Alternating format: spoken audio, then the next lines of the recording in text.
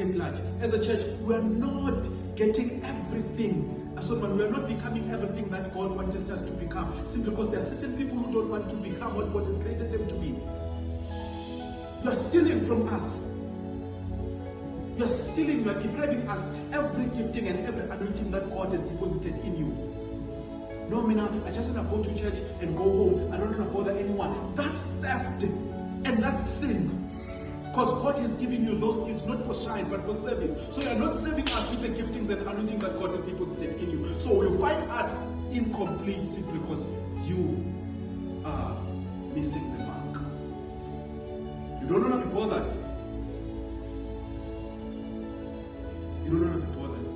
Pastor Lord, we found this in the book of Acts. I think it's chapter number 6 from verses number 1. Chapter number 6, verse number 1. Later, there was a quarrel amongst the Gentiles widowers because they were not getting an equal portion like the Hebrews. They went and complained to the apostles, and the apostles says, "No, guys, we can't divert from preaching the word and praying. You select men who are full of wisdom and full of the Holy Spirit so that they can deal with this thing." So God has anointed you and give you His Spirit so that you can deal with certain things that I don't even know of. But there were times where I will come to this place and then I will tell you, Fundi said this was a challenge and I fixed it without him telling me what there was a challenge. But now in the age he can't clean and preach.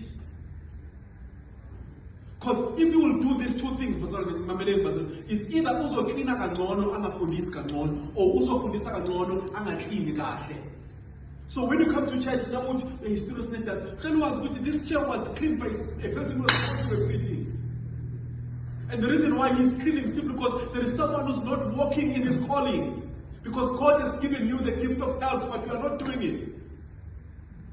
I remember, I think it's a year or 2 years back, Unomvula came. When he came, he said to me, God has sent me to this church so that I can intercede for him.